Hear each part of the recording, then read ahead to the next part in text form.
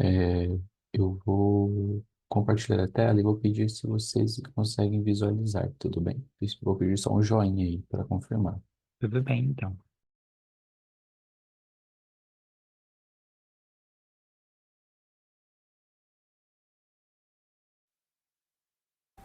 Olá, eu sou Letícia Nardotti e, em colaboração com a Sim, professora e orientadora Samantha Frolik, foi desenvolvida a pesquisa Dando a Volta por Cima, Práticas de Diversidade e Inclusão para empresas saírem da mesmice. Nesse vídeo, eu apresento para vocês um pouco do contexto dessa pesquisa, como ela foi desenvolvida e os seus principais resultados. No contexto, eu queria trazer aqui um pouco da configuração da população brasileira, que é composta por 51% de mulheres, 48% de homens, 56% de pessoas negras e 43% de pessoas brancas, amarelas e indígenas. Além disso, 8% são pessoas com deficiência e 9% pessoas da comunidade LGBTQIAPN+. De acordo com a Fleury, a diversidade é definida pela coexistência de um misto de pessoas com diferentes identidades ocupando um mesmo sistema social. E a inclusão, de acordo com Camargo, é uma prática que se aplica em diferentes contextos do convívio social, desde arquitetura, lazer, educação, trabalho, e que se dá principalmente na atitude e no perceber das coisas, de si e de outras pessoas. Ok, entendemos que somos bastante diversos nesse país, certo? Mas será que a gente é mesmo inclusivo? De acordo com a Fleury, a nossa sociedade é estratificada. Isso quer dizer que o que determina o acesso a oportunidades de educação e trabalho são as condições socioeconômicas.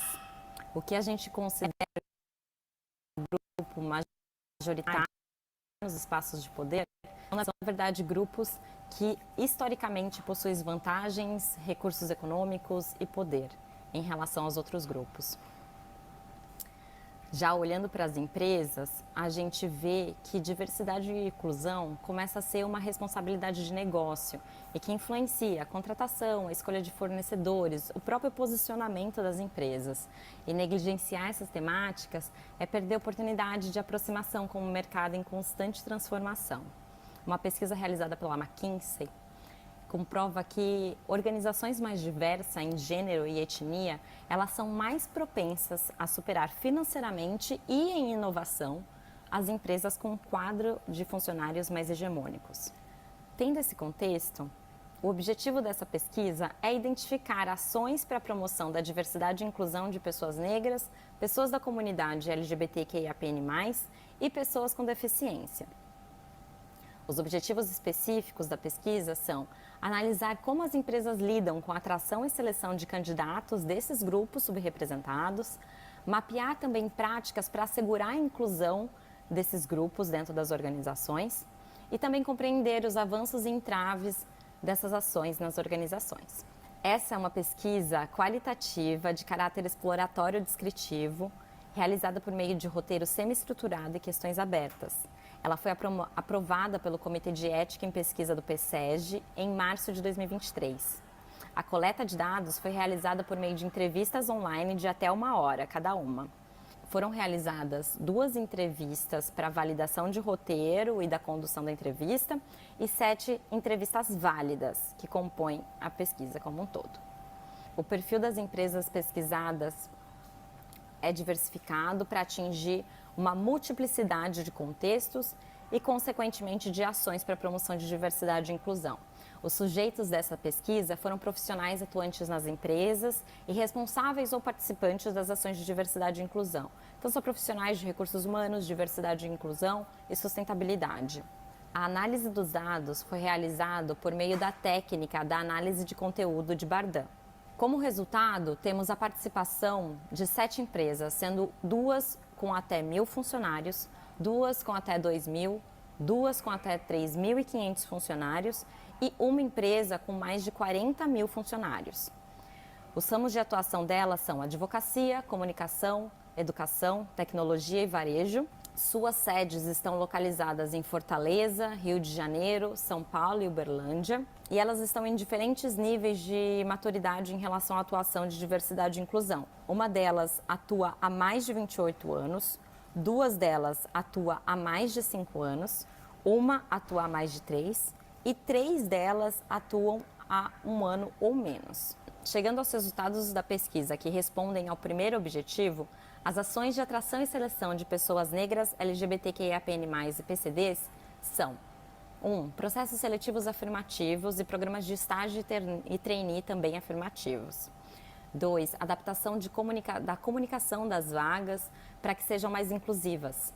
3. Parcerias com consultorias que realizam esse serviço de atração e seleção específicos para esses públicos. 4. Treinamento e formação de pessoas desses grupos para posterior contratação. 5. Participação em eventos voltados para públicos subrepresentados. Dentre as ações que respondem ao segundo objetivo da pesquisa, que é assegurar um ambiente inclusivo para pessoas negras, LGBTQIAPN+, e PCDs, temos 1. A criação de materiais educativos e orientativos, políticas de não discriminação e código de ética. 2. A realização de palestras e eventos para abordar essas temáticas. 3. Ter grupos de afinidade. 4. Ter um comitê de diversidade e inclusão. 5. Ter envolvimento da liderança máxima da organização apoiando essa temática. 6. Formação de lideranças em diversidade e inclusão. 7. Formação de toda a equipe em diversidade e inclusão. 8. A formação para as pessoas dos grupos subrepresentados. 9. Ter metas e indicadores de diversidade e inclusão relacionados aos indicadores do negócio. 10. Ter um senso de diversidade e inclusão. 11. Ter um canal de acolhimento e de denúncias. 12. Ter uma equipe dedicada à diversidade e inclusão.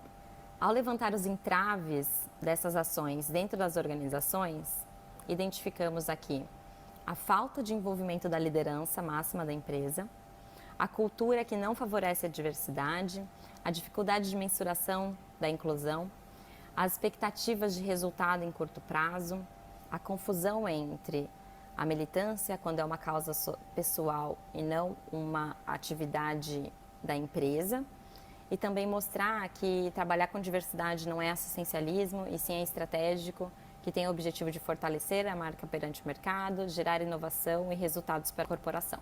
Dentre as conquistas, temos, em primeiro lugar, ter equipes mais diversas. Em segundo, a criação dessas ações, então de ter comitês de afinidade, de ter comitês de diversidade e inclusão, de realizar um canal de acolhimento ou de denúncias, de ter uma política de diversidade, de ter um manual antirracista. Em terceiro, temos a formação e desenvolvimento de equipe, então fazer letramentos raciais, treinamentos de linguagem neutra, de ter um onboard, um período de integração de novas pessoas na equipe, que fala sobre a conexão entre cultura e diversidade e inclusão, também formação sobre vieses inconscientes e people analytics, com foco em diversidade e inclusão para recrutadores. Além disso, temos também aqui a criação de metas e divulgação dessas metas pela liderança máxima da empresa, a alocação de orçamento específico para as ações de diversidade e inclusão, a criação de aliança entre empresas com foco na discussão e o avanço para a promoção de pessoas negras, a influência da empresa em relação a outras empresas da sua cadeia produtiva e também reconhecimentos externos. Dentre as configurações finais, nós temos aqui, em relação à atração e seleção, a necessidade de se relacionar com o mercado antes mesmo da gente realizar a atração e seleção desses públicos, de fortalecer a marca empregadora e também, às vezes, de fazer uma formação para esses profissionais antes mesmo da contratação. Para assegurar um ambiente inclusivo, a gente entendeu de que não basta ter só diversidade nas empresas, de que a inclusão é determinante para a evolução e desenvolvimento desses talentos dos grupos subrepresentados nas empresas, e que essas ações elas devem ser personalizadas, considerar o contexto dessas pessoas dentro e fora das organizações para que elas sejam criadas e efetivas e tragam resultados para o negócio. E também de que, parece até meio óbvio, mas é quase que uma premissa, de que a gente precisa tornar consciente de que esses preconceitos e discriminações que impactam esses públicos, ele existe dentro das empresas e que a partir disso devem ser criadas essas ações que vão tentar aí reverter esse cenário e trazer os benefícios para as organizações. Eu acredito que essa pesquisa ela possa contribuir para o avanço da sua organização, as ações de diversidade e inclusão. E eu e Samantha estamos à disposição, caso vocês precisem de apoio e também conhecer mais os nossos resultados. Obrigada!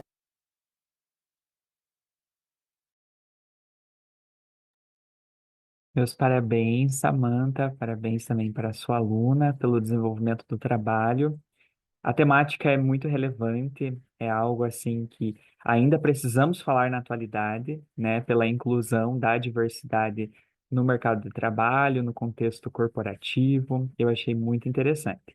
Eu tenho alguns comentários e algumas perguntas para fazer para você, tudo bem? Bom, só lembrando que após cada apresentação, nós temos um espaço de 8 minutos para questionamentos, tudo bem? Fiquem à vontade. Bom, em relação ao trabalho, que eu percebi lendo o estudo é que se refere aos marcadores sociais da diferença, especificamente voltados para raça, gênero, sexualidade e deficiência, porque quando falamos em comunidade LGBTQIAPN+, estamos falando do marcador de gênero, expressão de gênero e da sexualidade. Eu fiz alguns apontamentos, por exemplo, quando ela escreve PCD, tudo maiúsculo, né? Só para colocar o C minúsculo, que é o mais usual, e eu falo por ser uma pessoa com deficiência. Eu recomendo que a sigla LGBT, QIA+, que está utilizada, seja citada, atualizada. O termo que nós utilizamos atualmente é LGBTQIAPN+. Então, só inserir IAPN+, ok? Chamo atenção para a utilização dessa sigla de forma abrangente no estudo, dado que as experiências de cada letra, de cada identidade, é completamente diferente e demanda de ações específicas por parte das organizações. Por exemplo, uma demanda que é específica é das pessoas trans e travestis em relação ao uso do banheiro. Fato este que não atravessa mulheres, homens, por exemplo, cisgêneros, que são homens gays, bissexuais, mulheres cis lésbicas, que não enfrentam esses desafios em relação ao uso do banheiro, ao uso do nome social, ou seja, o respeito ao nome social, aos pronomes, né, femininos, masculinos, neutros. Então, assim, são demandas específicas que cabe essa atenção por parte das empresas, sabe? Então, quando a gente utiliza a sigla como um todo, quando você vai pesquisar, eu pesquiso também sobre essa temática, mas especificamente sobre a letra T. Quando você vai nos relatórios, por exemplo, das empresas, analisar quem está sendo contratado são pessoas cisgêneras. Da comunidade LGBTQIA+, ou seja, algumas letrinhas dessa sigla não são contratadas, não são visibilizadas. Então, é sempre importante ter uma atenção quanto a isso, sabe? Quais letras de fato estão sendo incluídas, né, dessa comunidade nas organizações e quais não estão. Bom, eu vi que, eu acho que só é uma questão de formatação, tem um ponto final no título. Aí eu sugeri só para ela retirar no título, né? A introdução eu percebi que está muito bem escrita, contextualizada, então ela traz tanto dados históricos quanto em termos percentuais, que eu acho assim super relevante acerca do cenário nacional, né? Sobre a ótica da diversidade e inclusão no ambiente corporativo. E nessa parte o que eu senti falta foi de um problema de pesquisa, uma questão que vai nortear o estudo, sabe? Além disso, quando cita diversidade e inclusão, DEI, eu fiquei pensando, mas e a equidade?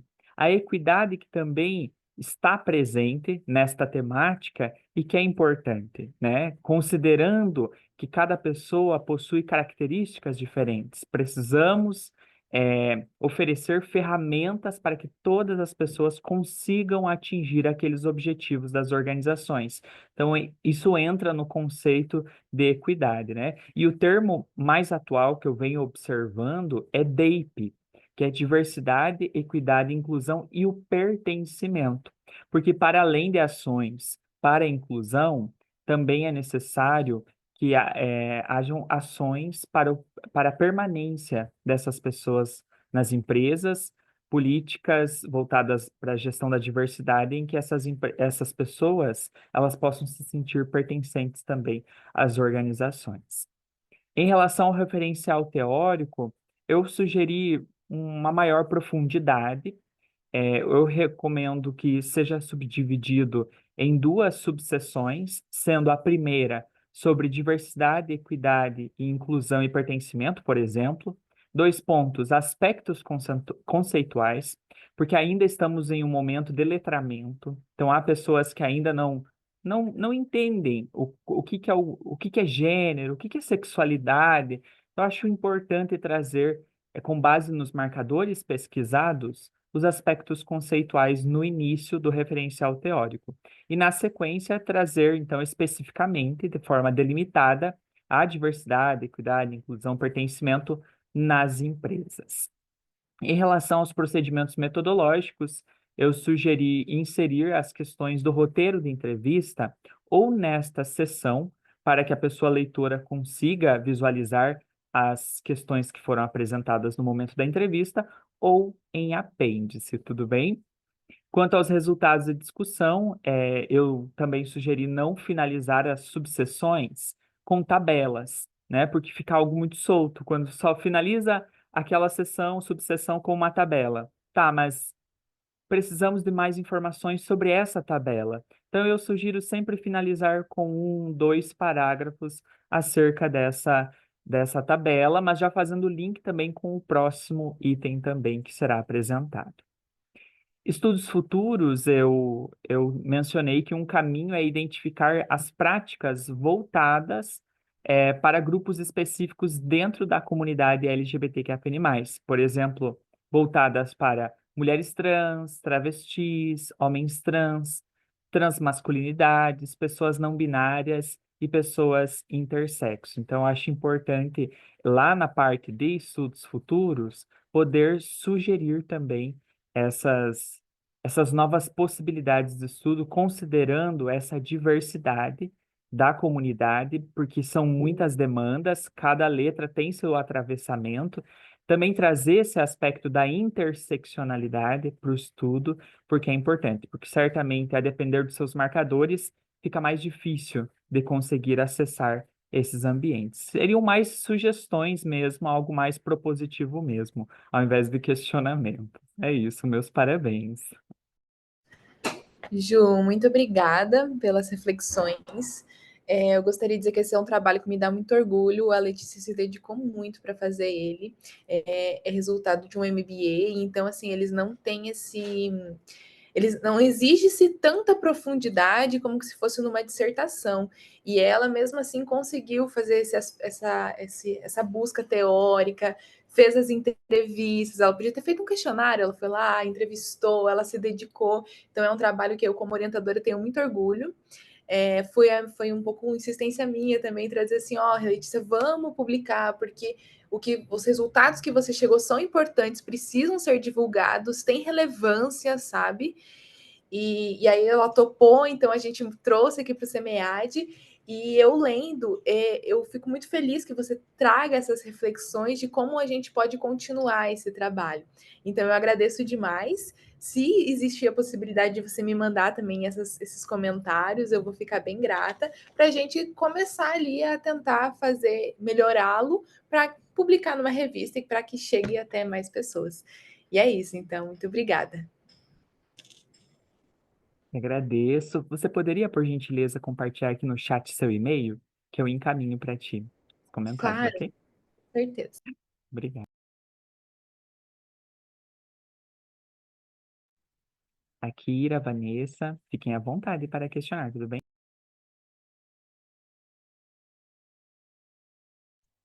Eu gostaria de fazer um comentário. Teve uma parte, Samantha, que a tua aluna estava apresentando que é, eu achei muito importante, né? Eu trabalhei aí no mercado por mais de 20 anos, né? Parei recentemente para fazer o doutorado e eu trabalhei numa empresa em que em algum momento, a gente descobriu que ela estava sendo multada, uma multinacional bem grande, porque ela simplesmente, ao invés dela fazer a contratação de pessoas, de PCDs, ela resolveu fazer essa contratação dentro de uma ONG. Então, ela foi lá dentro de uma ONG, ela registrou algumas pessoas com salário mínimo, função qualquer, que não tinha nenhuma relação com o negócio da empresa, para ela simplesmente cumprir a legislação, né? E aí, na fala estava muito claro, na fala dela, eu lembro que ela destacou isso, que não é assistencialismo, né? Inclusão não é assistencialismo, é estratégia da empresa. E como isso foi ruim para a marca, sabe? E assim, nós funcionários, a gente não sabia disso. A gente não sabia, um belo dia a gente descobriu que tinha uma série de pessoas registradas dentro de uma ONG sem qualquer relação com a empresa, algumas que talvez nem soubessem o que era aquilo, que foram simplesmente registradas para cumprir um quesito, enfim, né, a legislação. Então, assim, como é importante trazer trabalhos sobre esse tema. Parabéns para você e para sua aluna. Tá bom? É só isso. Obrigada.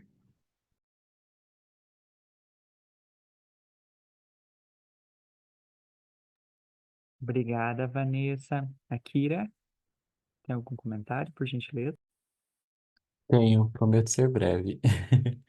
Eu primeiro fico muito feliz em ver um trabalho que surge como uma preocupação em incluir, mas não no sentido de estamos fazendo o certo, estamos fazendo o bem, mas demonstrando de fato que existe um ponto estratégico em contratar pessoas que são historicamente marginalizadas. Ah, eu fiz algumas pontuações, mas eu gostaria de resumir, sintetizar para a serviço do tempo. Eu acredito que, de fato, abrir esses marcadores sociais, até mesmo visando uma publicação futura, para vocês poderem construir discussões, e eu até fiquei pensando quais seriam os marcadores sociais das pessoas entrevistadas, sabe? Porque a gente poderia fazer esse comparativo, entendeu? O que que se busca e com quem que se falou. Então, é só uma provocação que surgiu enquanto eu estava fazendo a leitura. Lembrando que quando a gente está falando de interseccionalidade, de fato, a gente está em um cenário que é completamente injusto. Hoje, principalmente quando se trata de vagas que são disponíveis no mercado, e também isso se aplica a vagas afirmativas. Se abre uma vaga, vou dar um exemplo muito rápido, se abre uma vaga para candidatos LGBTQIAPN+. E é uma vaga afirmativa, é colocada no mercado, porém, quando a gente chega no final para ver quem realmente foi contratado para essa vaga, é uma pessoa que pode fazer parte da comunidade, está sendo contemplada dentro dessa comunidade, porém é alguém que flerta com a norma. Então você vai ver aquele homem branco, cisgênero, que aí tem a letrinha G, é gay, mas tá flertando com a norma. É o famoso terninho gravata que dentro da empresa é imperceptível, porque é algo que não atravessa. Aí vai o de conta da fala da Ju, que realmente há marcadores sociais da diferença que você pode gerenciar. Um deles é a própria orientação sexual. Eu posso gerenciar a orientação sexual dentro do ambiente de trabalho. Posso não falar sobre, ou até mesmo, como é colocado na literatura, posso não dar essa pinta dentro das organizações. Mas há identidades que não são gerenciáveis, por exemplo, a raça, por exemplo, a identidade de gênero. Então, trabalhar com essa percepção de como existem identidades que se aproximam do que essa norma espera é interessante. Então, ir por esse caminho que é estratégico, eu acho extremamente importante, porque, de fato, quanto mais diversidade, mais discussões, mais experiências, maiores contribuições se esperam que se tenha, mas, ao mesmo tempo, não se tornar algo que a empresa seja convincente, sabe? Eu estou atendendo um número X de diversidade, eu tenho aqui, sim, pessoas que trabalham quase como virar o chaveirinho da empresa, que é tipo, eu estou batendo a cota. Então, Eu penso que esse trabalho ele traz, abre essa discussão e sim, eu vejo que é um trabalho que tem um grande potencial para publicação, principalmente não necessariamente uma revista nacional, uma revista até mesmo fora do país, principalmente porque hoje os journals eles estão muito preocupados em entender contextos. E você abordar a DAPE dentro do contexto brasileiro, você está apresentando isso para fora. Então fica uma sugestão também, tá? Considerar journals, não somente revistas nacionais. Mas parabéns pelo trabalho, está excelente, muito bem escrito. Legal.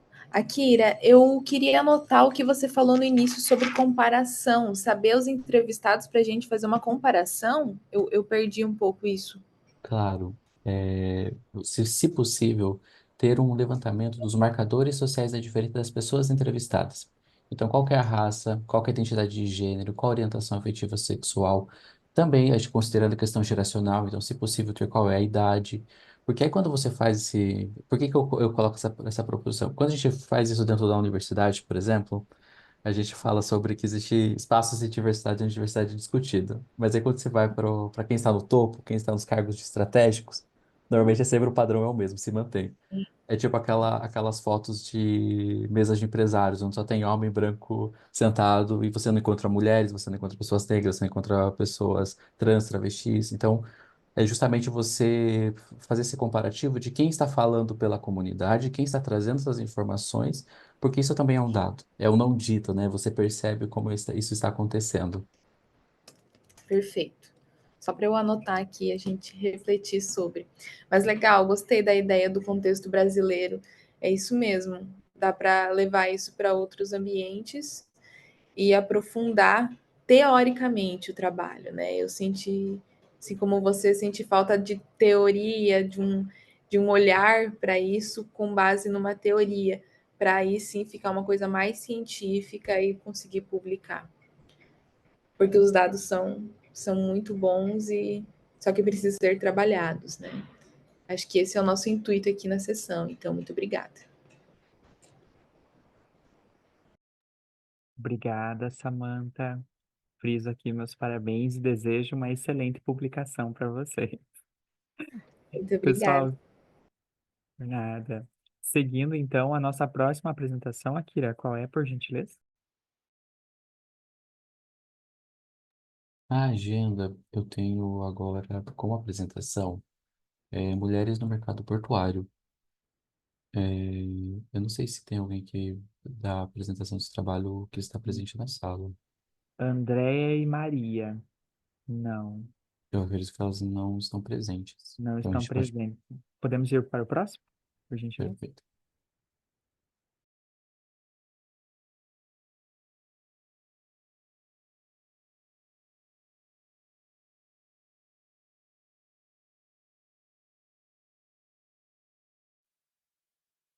Olá a todas, a todos e a todos, eu me chamo Akira e hoje irei apresentar o trabalho desenvolvido em parceria com Ju e Silvia, intitulado Fabricando Identidades, Co-construção de gênero nas organizações. As organizações elas participam ativamente da co-construção do que se entende como gênero na sociedade. O que é ser homem, o que é ser mulher e do que é não ser, do que é aceito ou não nos ambientes sociais, que são reproduzidos pelas organizações. Esse ser e não ser é atribuído uma naturalidade, que vai ser discutido no texto a partir da obra A Microfísica do Poder, de Foucault, onde nos empresta um ferramental para discutir como esse poder é fragmentado nas relações dentro das organizações. O que pode ou não pode um homem e uma mulher fazer, o que se entende como gênero e como esses comportamentos se manifestam tanto de forma física, mas também por meio dos discursos. Nós assumimos a ideia de co-construção e co-fabricação, pois as organizações não são as únicas a produzirem gênero. Elas participam ativamente de um grupo de instituições que promovem a ideia do que é gênero na sociedade. Elas co-constroem gênero, elas co-fabricam gênero. Não são as únicas responsáveis, mas elas participam do processo. Diante do exposto, esse estudo tem como questão soleadora de que forma as organizações cofabricam identidades cisnormativas e binárias de gênero. Para responder essa questão de pesquisa, Esse estudo tem como objetivo compreender o processo de cofabricação de gênero nas organizações. Nós iniciamos a discussão falando sobre drags no escritório, onde traçamos um comparativo entre a pessoa administradora, o homem cisgênero heterossexual que veste o seu terno, sua gravata, que vai para o escritório trabalhar montado, comparativamente com uma drag queen que vai performar um show. E nós produzimos uma provocação a partir desse paralelo. Qual a diferença entre um administrador de terno e gravata em um escritório e uma drag queen performando em uma casa noturna? A resposta é que a drag queen sabe que é uma performance, enquanto o administrador acredita que ele é o que ele veste e o que ele faz. O poder do gênero está intrinsecamente associado a como o sujeito se percebe na sociedade e como ele trabalha na manutenção para que o poder da cisnormatividade binária esteja perpetuado por meio das suas ações, sejam elas conscientes ou inconscientes. A partir da ideia, pensando a partir do sujeito e também da organização como responsáveis, podemos olhar por 3 perspectivas: pela biologia, pela cultura e pela pesquisa, pensando que a binariedade ela está posta para favorecer uma das partes do binário, ou seja, promover a masculinidade cisgênera em detrimento de identidades femininas e dissidentes. A partir da discussão, temos uma teorização que resulta no poder biodiscursivo de gênero nas organizações, que está dividida em 4 etapas que não possuem uma ordem estabelecida. Elas podem estar presentes de diversas formas nos ambientes, promovendo essa exclusão e esse afastamento de identidades não normativas de gênero. Primeiramente, temos a patologização, que se refere à cisgeneridade se reconhecer como natural, se reconhecer como única forma de experimentar e vivenciar gênero. É preciso se reconhecer como natural para patologizar as outras pessoas, como pessoas trans, travestis, transmasculinas e não binárias. Outro processo é o silenciamento, que pode acontecer de diversas formas, mas o mais conhecido é a burocratização dos processos.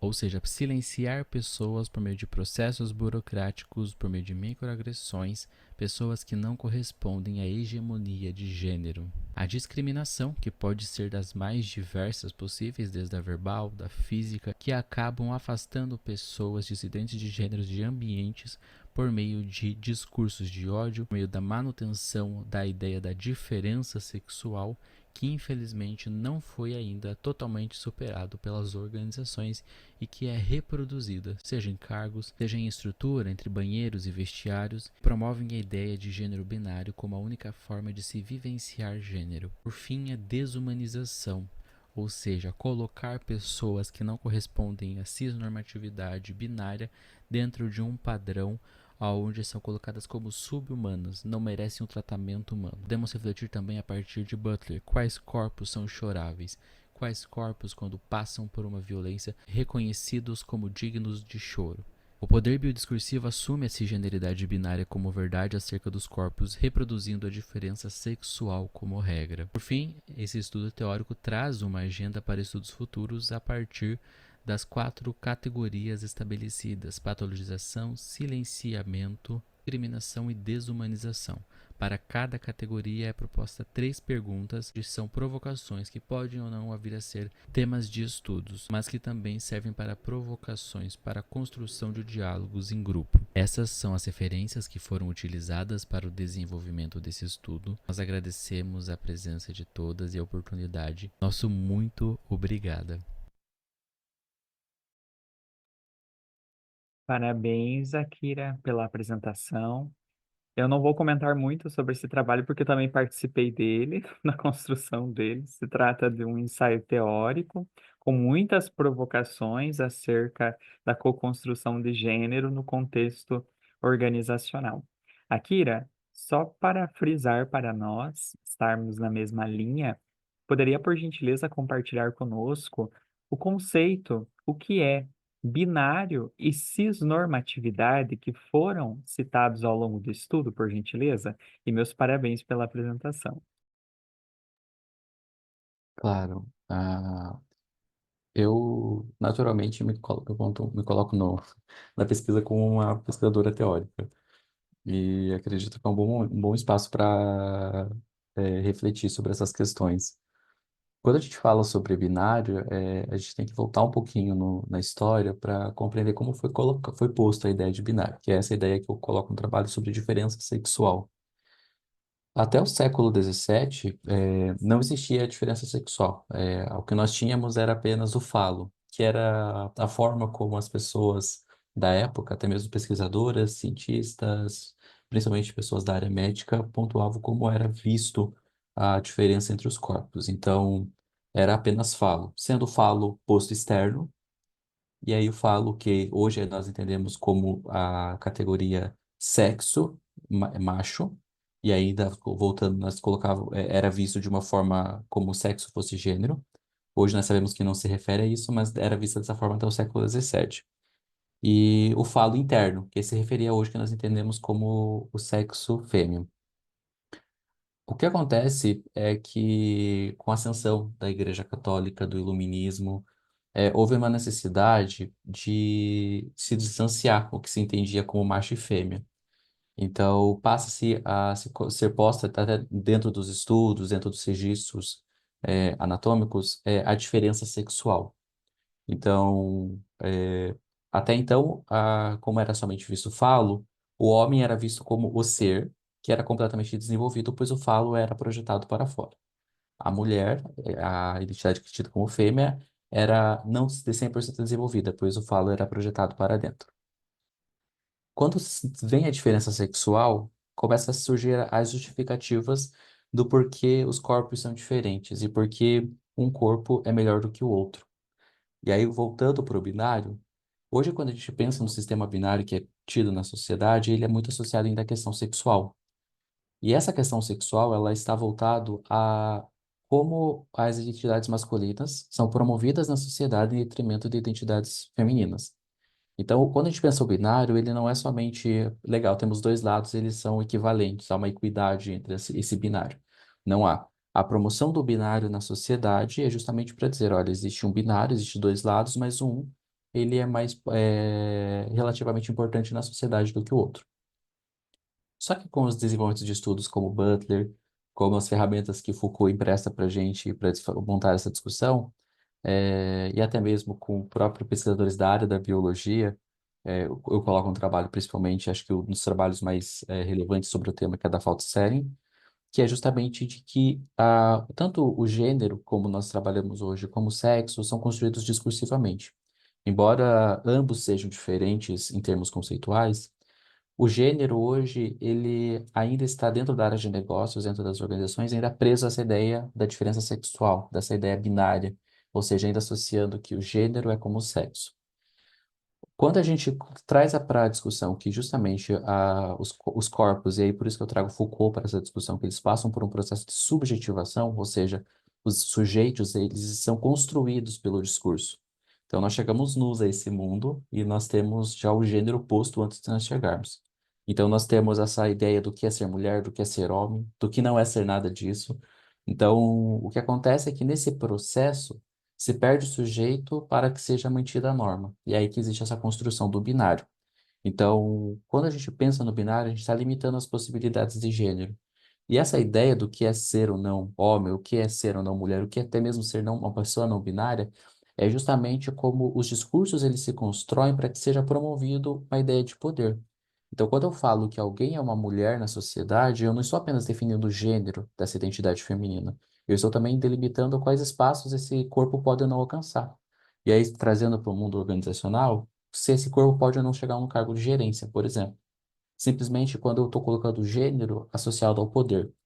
Então, nessa ideia, o que eu estou propondo no trabalho é justamente ver como o discurso associado ao gênero, nesse processo de fabricação, ele limita os espaços por meio de uma patologização, por meio da discriminação e outros itens. E aí eu faço um associado, principalmente quando eu vou citar Cavalcante, que é do processo da raça, a gente passou pelo sistema lombrosiano, que é basicamente, eu tentava buscar características biológicas em corpos de pessoas negras para tentar justificar que essas pessoas elas eram menos humanas, processo de desumanização, do que pessoas brancas. Então, o que acontece é que conservadores, fundamentalistas, pessoas que estão associadas a essa ideia de se apegar à biologia, elas sempre vão recorrer a discursos biológicos. Mas, na verdade, a própria biologia já não compactua mais com essa ideia. Então, o que nós precisamos hoje perceber é que o gênero, como ele está posto, ele é passivo de ser ou não moldado pelo discurso que está presente na sociedade.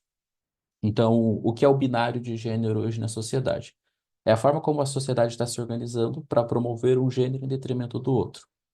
O que que esse trabalho propõe sobre a binariedade de gênero? Enquanto estivermos nesse cenário binário, sempre vai ter essa ausência de equidade, essa ausência de diversidade, e principalmente de inclusão e pertencimento. Uma vez que quando eu tenho uma categoria que vai estar a todo momento promovendo um gênero específico, que é o gênero masculino, que é o gênero que é visto como aquele que é o provedor, aquele que é o gênero que é visto como o forte, aquele gênero que sempre quando eu associo algum discurso sobre ele vai ser para beneficiar, vai ser impossível eu conseguir incluir outras pessoas nessa conversa, outras possibilidades de gênero. Agora, sobre a cisnormatividade.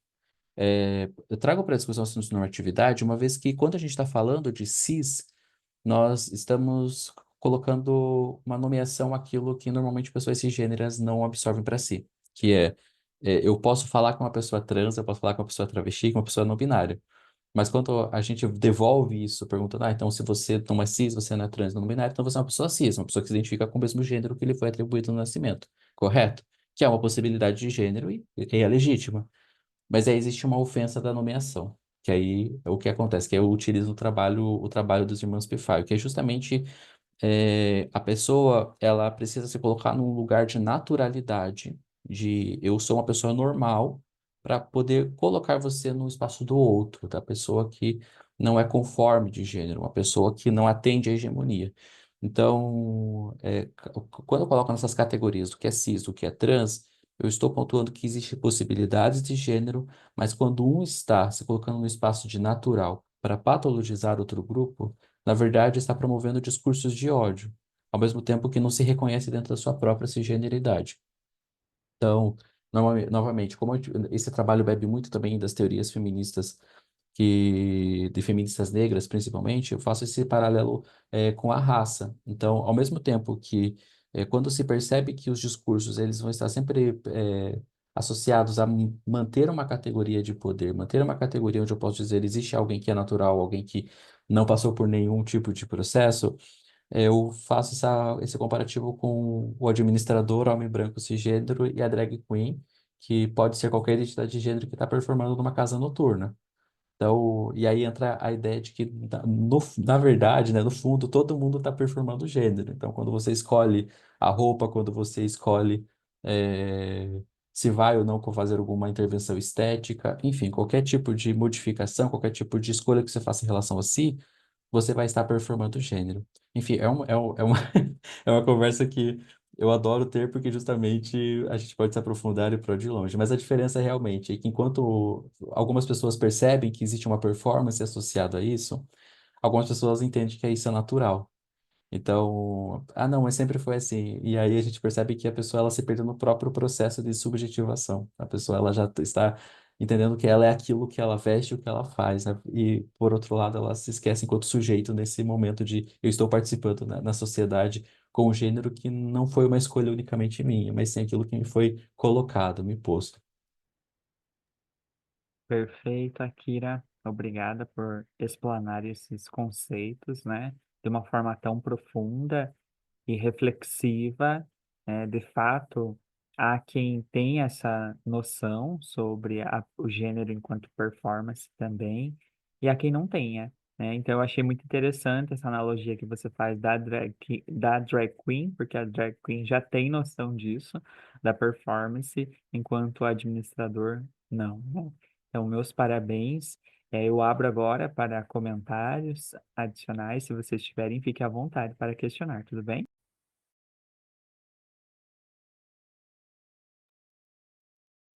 Bom, primeiro eu queria agradecer pelo trabalho, assim, um trabalho muito bom, embora eu confesso que eu estou um pouquinho em crise.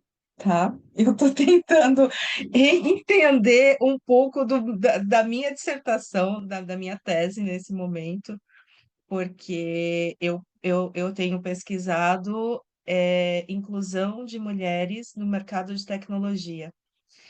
E a partir desse trabalho de você, eu começo a me fazer alguns questionamentos, porque, por exemplo, existe muito, até certo ponto, uma questão da mulher para estar no mercado de tecnologia, às vezes ela sofreu um processo de masculinização, né? E aí, a partir desse trabalho de vocês, eu começo a contestar tudo o que eu pensava nesse período. Então, assim, muito obrigado pela aula, muito obrigada pelo trabalho de vocês. E assim, se puderem trocar contato comigo, eu gostaria muito de conversar com vocês, entender alguns aspectos que assim esse trabalho joga a luz assim no meu entendimento, mas eu estou um pouco confusa ainda com algumas coisas. Mas assim, aquela frase sua de todos nascemos nus, né? O resto, eu não lembro exatamente qual que é a frase, me desculpa. Mas assim, gente, ela é libertadora.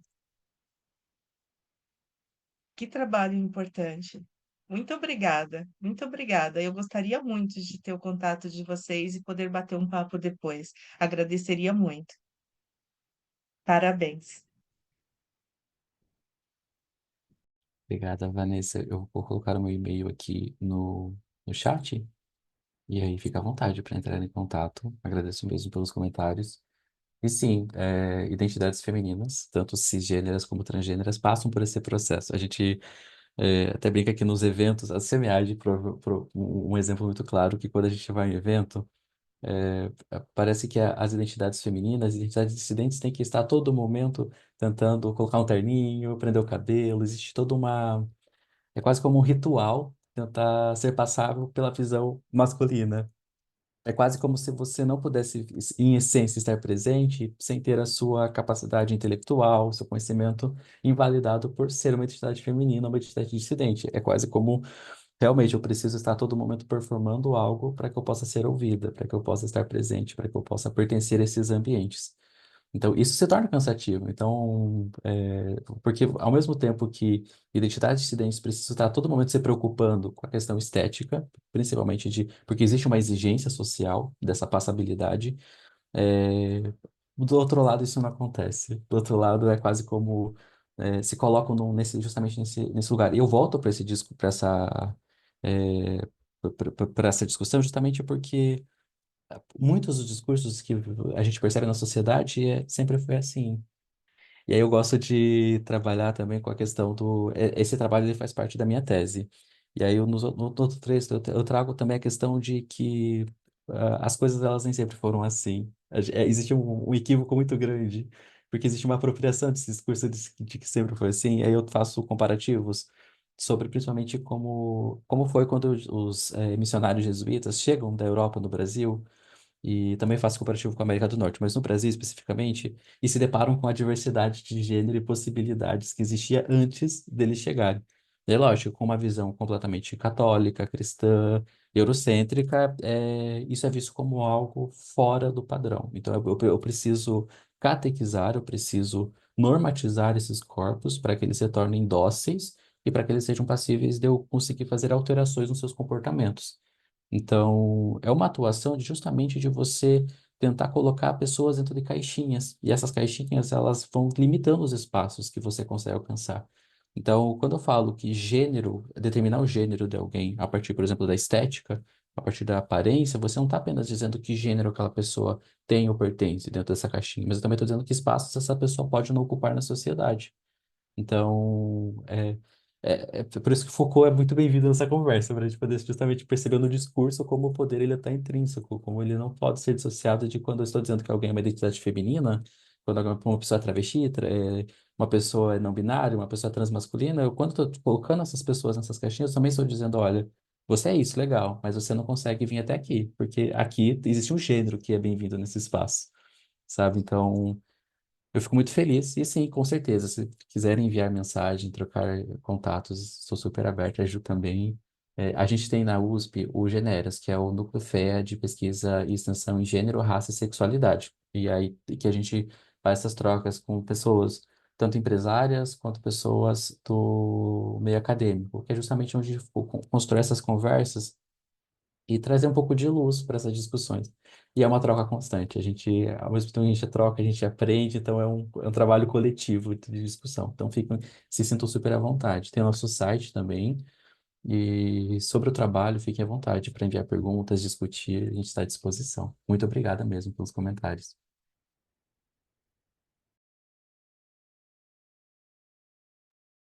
Muito obrigada, Vanessa. Obrigada, Kira, pelos comentários. De fato, nos faz refletir, né?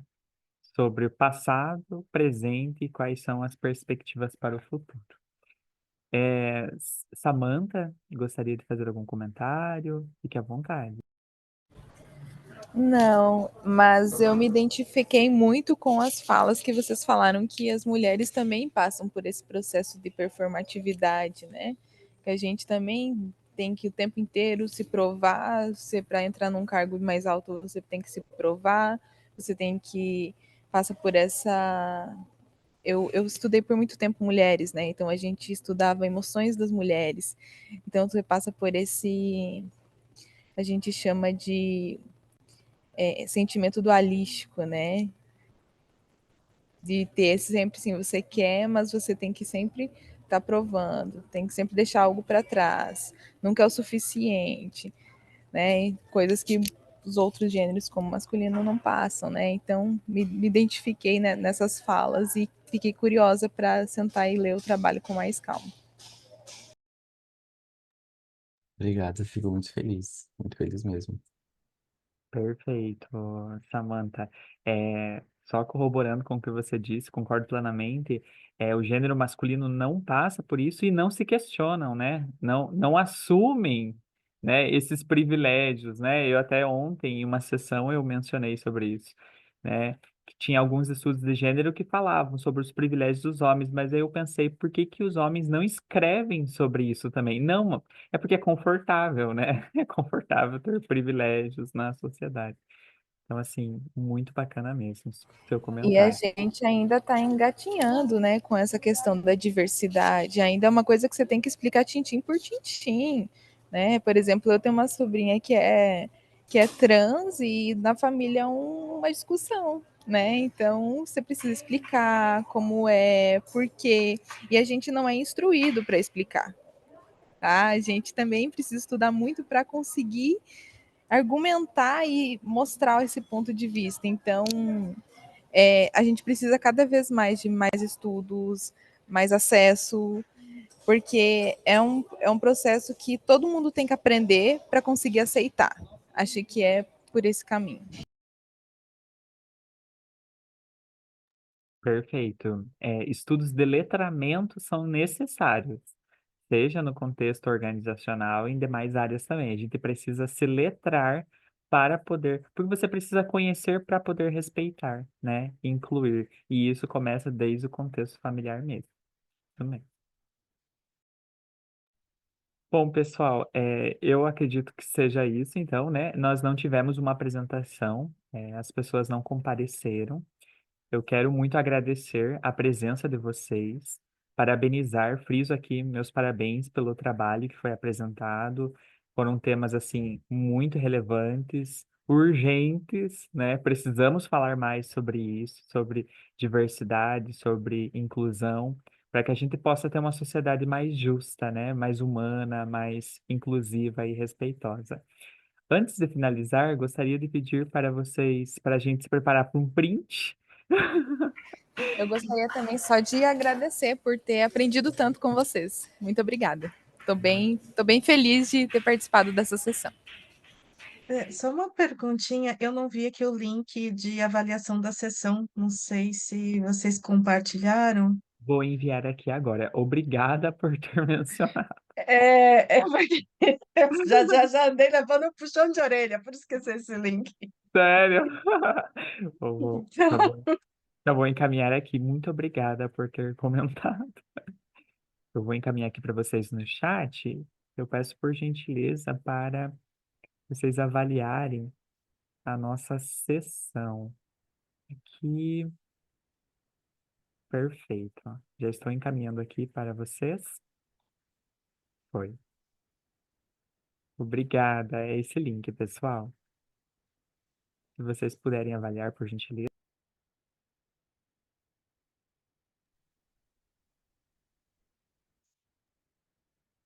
Eu tinha avaliado.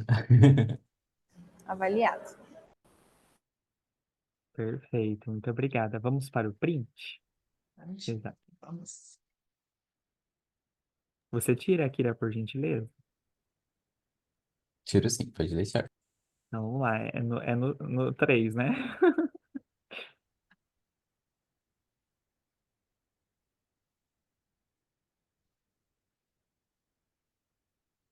Deu certo? Foi? Foi. Obrigada, Desliguei. pessoal. Obrigada, Tenham gente. Um vocês um abraço. excelente Um abraço dia. aí. Tchau, tchau, Obrigada. gente. Vou entrar em contato, viu? Tá bom. Pode deixar.